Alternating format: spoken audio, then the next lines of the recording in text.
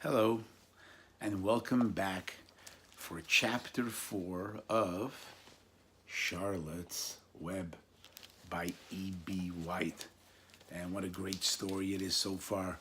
Last time we left Wilbur in chapter 3, he had quite the adventure, didn't he? He escaped from the pig pen. Everybody was chasing him. He was finally free, but the stress was just too much for poor Wilbur. And in the end, he was just happy that he was back in his pig pen.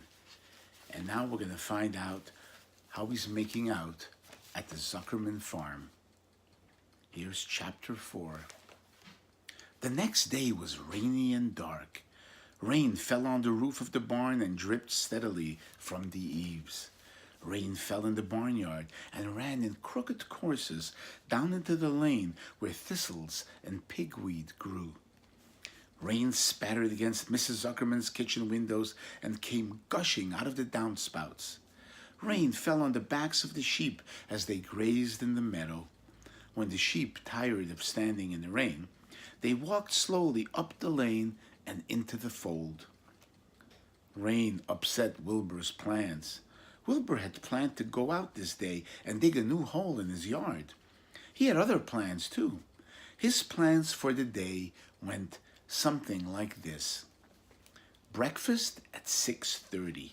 Skim milk, crusts, middlings, bits of donuts, wheat cakes with drops of maple syrup sticking to them, potato skins, leftover custard pudding with raisins and bits of shredded wheat. Breakfast would be finished at 7. From 7 to 8, Wilbur planned to have a talk with Templeton, the rat that lived under his trough. Talking with Templeton was not the most interesting occupation in the world, but it was better than doing nothing. From 8 to 9, Wilbur planned to take a nap outdoors in the sun. From 9 to 11, he planned to dig a hole or trench and possibly find something good to eat buried in the dirt. From 11 to 12, he planned to stand still and watch flies on the boards, watch bees in the clover, and watch swallows in the air. 12 o'clock, lunchtime. Middlings, warm water, apple parings, meat gravy, carrot scrappings, meat scraps, stale hominy, and the wrapper of a package of cheese. Lunch would be over at 1. From 1 to 2, Wilbur planned to sleep. From 2 to 3, he planned to scratch itchy places by rubbing against the fence. From 3 to 4, he planned to stand perfectly still and think of what it was like to be alive and to wait for Fern. At 4 would come supper.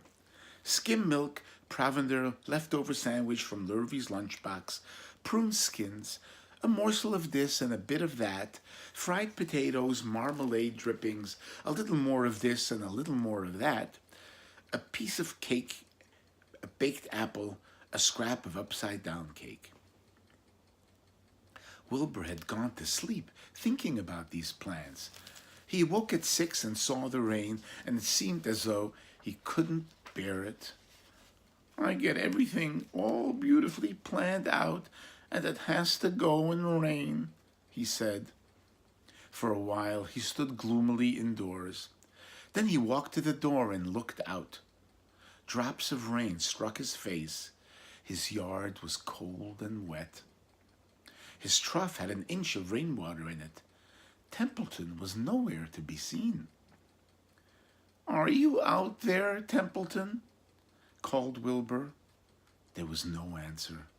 Suddenly Wilbur felt lonely and friendless. "One day just like another," he groaned. "I'm very young. I have no real friend here in the barn. It's going to rain all morning and all afternoon, and Fern won't come in such bad weather. Oh, honestly." And Wilbur was crying again. It was the second time in 2 days. At 6:30, Wilbur heard the banging of a pail. Lurvy was standing in the rain, stirring up breakfast. "Come on, pig," said Lurvy. Wilbur did not budge. Lurvy dumped the slops, scraped the pail, and walked away. He noticed that something was wrong with the pig. Wilbur didn't want food. He wanted love. He wanted a friend, someone who would play with him. He mentioned this to the goose, who was quietly sitting in a corner of the sheepfold. "Will you come over and play with me?" he asked.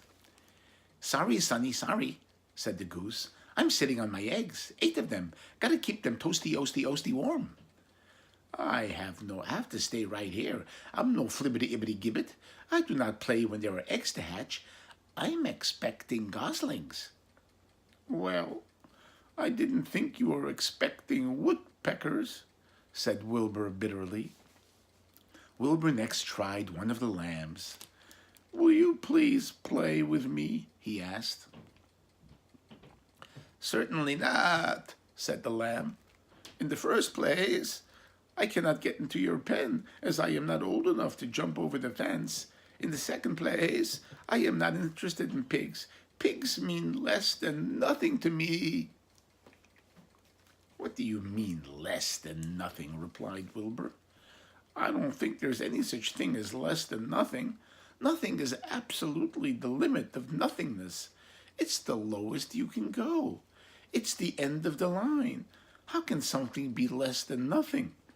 If there was something that was less than nothing, then nothing would not be nothing. It would be something. Even though it's just a very little bit of something. But if nothing is no thing, then nothing has nothing that is less than it is." "Oh, be quiet," said the lamb. "Go play by yourself. I don't play with pigs." Sadly, Wilbur laid down and listened to the rain.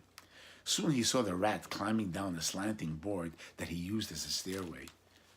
"Will you play with me, Templeton?" asked Wilbur. "Play?" said Templeton, twirling his whiskers. "Play? I hardly know the meaning of the word." "Well," said Wilbur, "it means to have fun, to frolic, to run and skip and make merry." "I never do those things if I can avoid them," replied the rat sourly. "I prefer to spend my time eating and gnawing and hiding. I'm a glutton, but not a merrymaker.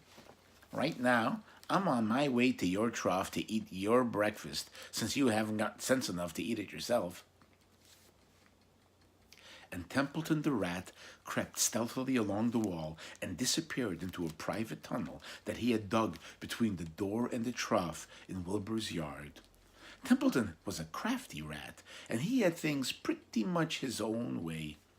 The tunnel was an example of his skill and cunning. The tunnel enabled him to get from the barn to his hiding place under that pig trough without coming out into the open. He had tunnels and runways all over. Mr. Zuckerman's farm had tunnels everywhere, and he could get from one place to another without being seen. Usually, he slept during the daytime and was only abroad after dark. Wilbur watched him disappear into his tunnel. In a moment, he saw the rat's sharp nose poke out from underneath the wooden trough. Cautiously, Templeton pulled himself up over the edge of the trough. This was almost more than Wilbur could stand. On this dreary, rainy day, to see his breakfast being eaten by somebody else? He knew Templeton was getting soaked out there in the pouring rain, but even that didn't comfort him. Friendless, dejected, and hungry, he threw himself down in the manure and sobbed. "Aw, here he is. Isn't that sad?"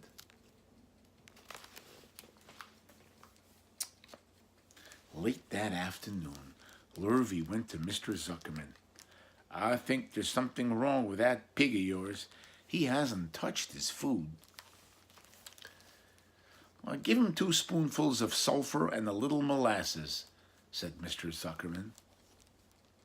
Wilbur couldn't believe what was happening to him when Lurvy caught him and forced the medicine down his throat. This was certainly the worst day of his life. He didn't know whether he could endure the awful loneliness anymore. Darkness settled over everything. Soon there were only shadows and the noises of the sheep chewing their cud, and occasionally the rattle of a cow chain up overhead. You can imagine Wilbur's surprise when out of the darkness came a small voice he had never heard before. It sounded rather thin but pleasant. "Do you want a friend, Wilbur?" it said.